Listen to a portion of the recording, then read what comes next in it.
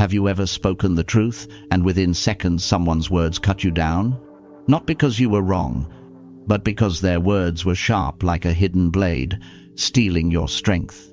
A faint smile, an innocent tone, and suddenly you feel smaller, powerless. This is the art of manipulation. Words designed not to inform, but to disarm. And today, we'll expose it. The 7 most dangerous phrases manipulators use to silence you, and more importantly, how a Stoic would respond.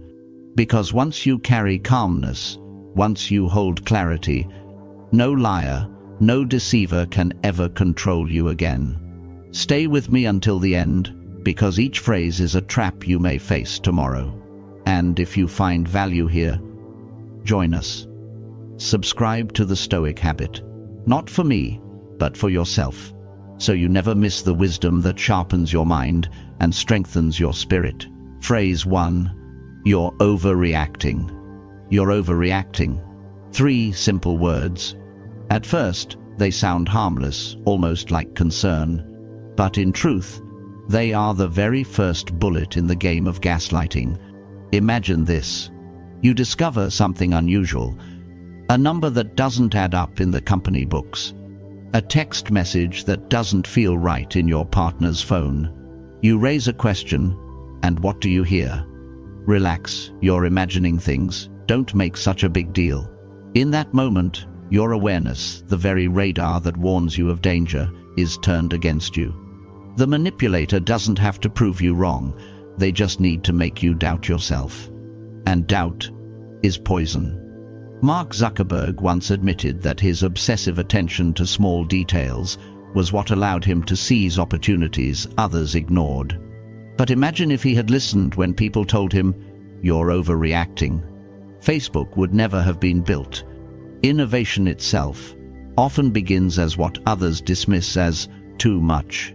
Seneca reminded us, we suffer more in imagination than in reality. Manipulators understand this truth all too well.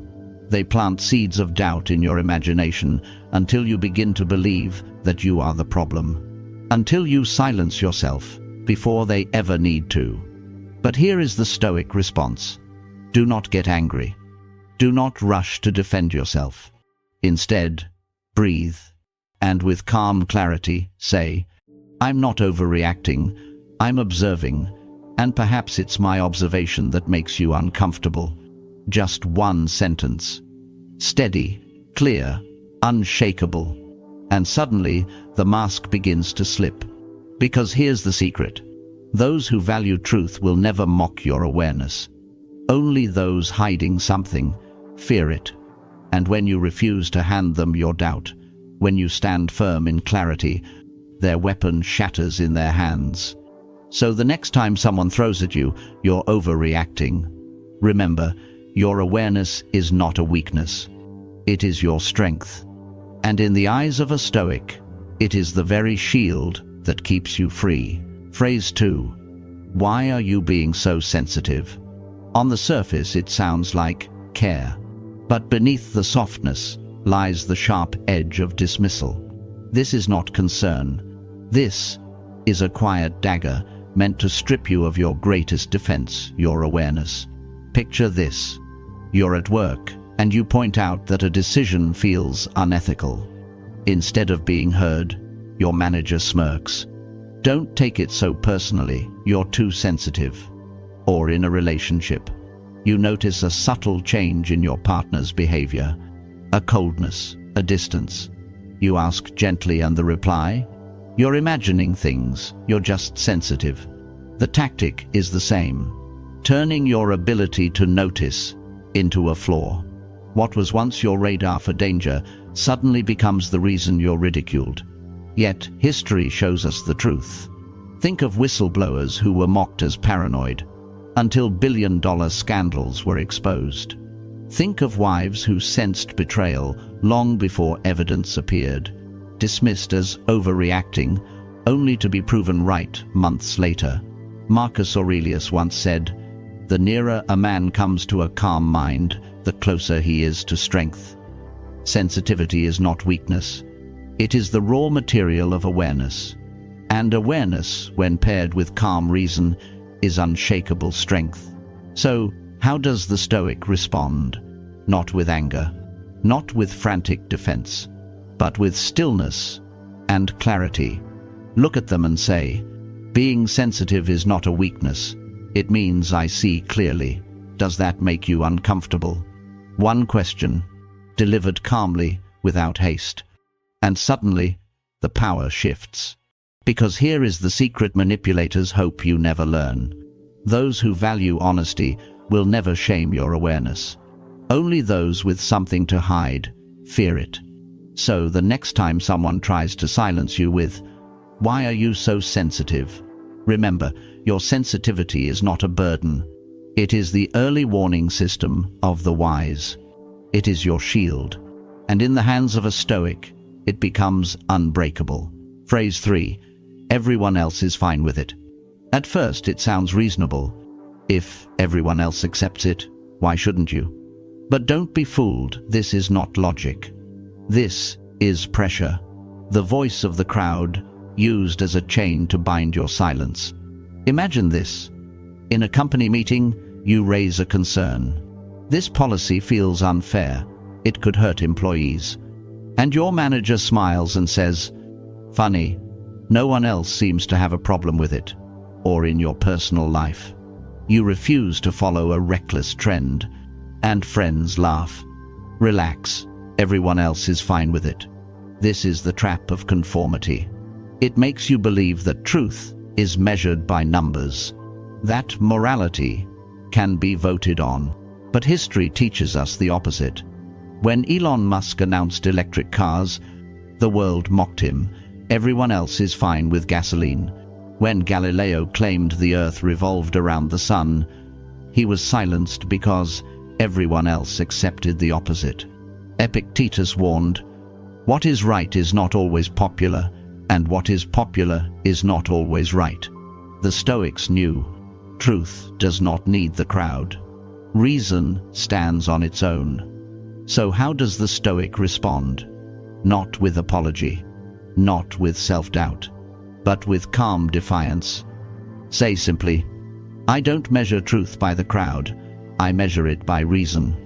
That one line slices through the fog, because if your conviction rests on clarity, the weight of the crowd cannot crush you. Here is the secret. The crowd often follows comfort. The Stoic follows truth. And when the crowd eventually collapses, it is the Stoic who still stands, steady and unshaken. So, the next time someone says, "Everyone else is fine with it," remember, crowds can be blind, but your awareness is sight, and sight guided by reason is the mark of a free man. If this message opened your eyes, don't let it stop here. And before we move on to phrase 4, make sure to subscribe to The Stoic Habit, not for me, but for yourself, so you never miss the next lesson that sharpens your mind and strengthens your spirit. Phrase 4. Let's not dwell on the past. At first, it sounds like wisdom. It sounds like closure, like peace. But look deeper. This phrase is rarely about healing. It's about escape. Picture this. A company caught in scandal. Employees demand answers, but the leaders smile. Let's not dwell on the past. Let's focus on the future. Or a spouse exposed in betrayal. When confronted, they sigh. Why keep bringing it up? Let's just move on. On the surface, it feels like maturity, but beneath it lies avoidance. What they're truly saying is, I don't want accountability. I don't want to face the truth. I just need you too tired to keep asking. And this is how many lies survive. Not because liars outsmart the truth, but because truth seekers grow weary and give up. Marcus Aurelius once said, "If it is not right, do not do it. If it is not true, do not say it." Notice he never added, "unless it's inconvenient." For the Stoic, truth has no expiration date. It does not fade simply because someone begs for silence. Think of history. When Volkswagen's emissions scandal broke, executives first insisted, Let's focus on the future of clean driving. But there was no clean future until the lies were faced. Or consider Lance Armstrong when the truth of doping surfaced. His first defense was, why can't we just move forward? But healing never comes from burying the past. So how does the Stoic respond? Not with rage, not with endless argument, but with calm resolve. When someone says, let's not dwell on the past, answer simply, I'll move on when I understand what happened, not before. One line, firm, grounded, unshakable, and instantly the escape hatch slams shut. Because here is the truth. Moving on is not about speed, it's about honesty. And only when truth is faced can peace truly begin. Phrase 5. Would I ever lie to you? On the surface it sounds tender, almost wounded, as if your doubt has somehow injured them. But make no mistake, this is not a question. This is theater. Imagine this. A partner hides their phone whenever you walk into the room. One evening, you ask why. Their reply? Would I ever lie to you? Not an explanation, not evidence. Just performance designed to make you feel guilty for even asking. Or consider the workplace. A colleague avoids accountability, dodges responsibility. When pressed, they sigh dramatically. Come on, would I really lie to you? The more emotional they sound, the more they want you to silence your instincts. But history tells us otherwise. Think of Lance Armstrong. Years of denial, years of charm, years of saying, I would never cheat. And yet behind the curtain, the lie was massive. The performance of innocence was louder than the truth. Seneca gave us the rule, if it is not true, do not say it. If it is not right, do not do it. A person of integrity does not need to swear they would never lie. Their actions speak, day after day, quiet, consistent, unshakable. So how does the Stoic respond? Not with panic, not with desperate reassurance, but with calm clarity. The next time someone asks, would I ever lie to you? Pause. Let silence work. Then reply, that's not the question. The real question is, would I notice if you did? And in that instant, the mask slips. Because liars thrive in fog. They rely on your guilt to blind your judgment. But when you shine the light of reason, the fog dissolves. Remember this, honest people do not fear your questions, only liars do. And the Stoic never mistakes performance for truth. Phrase 6. Are you accusing me? It sounds like a simple question, but in truth, it's a shield. A clever move to flip the frame and put you on trial. Picture this. You notice something strange. Numbers in the report don't add up. A story from a friend doesn't quite match. You raise a cautious question. And instead of an answer, you get a sharp counterattack. Wait, are you accusing me of something? In an instant, the spotlight shifts. You are no longer the observer. You are the villain. The liar has escaped scrutiny by forcing you into defense. Think of corporate scandals. When questioned about missing funds, executives have snarled, "Are you accusing us of fraud?" The room falls silent. The pressure is back on the accuser, and the guilty walk free a little longer. Or in personal life, a partner confronted about secrecy may snap, "Are you accusing me of cheating?" And suddenly, instead of calm inquiry, you're scrambling to explain yourself. The trap has sprung. Marcus Aurelius wrote, "The best answer to anger is silence." But in Stoicism, silence does not mean surrender. It means refusing to fight on someone else's terms. It means holding the ground of reason calm, steady, unshaken. So how does the Stoic respond? Not by rushing to deny, not by stumbling into excuses, but by pausing, letting the silence hang in the air. Then, with composure, ask 3 simple words. Should I be? And in that moment, the pressure shifts back. The liar, expecting panic, is met with stillness. Their mask begins to crack. Here's the truth. Those who are innocent do not fear questions. They answer them. Those who are guilty try to turn the question back on you.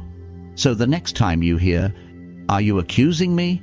remember, silence can be strength, and a calm question, delivered without fear, is sharper than any sword. Phrase 7.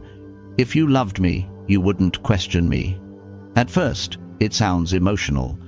It sounds vulnerable, even romantic. But make no mistake, this is not love speaking. This is manipulation wearing love's mask. Picture this. A wife notices her husband hiding messages on his phone. When she asks gently, he replies with hurt in his voice. "If you loved me, you wouldn't question me." Suddenly, she feels guilty not for what he did, but for daring to notice. Or in business, an entrepreneur questions the transparency of a partner. Instead of clear answers, the partner leans in. "Don't you trust me? If we're real partners, you wouldn't doubt me."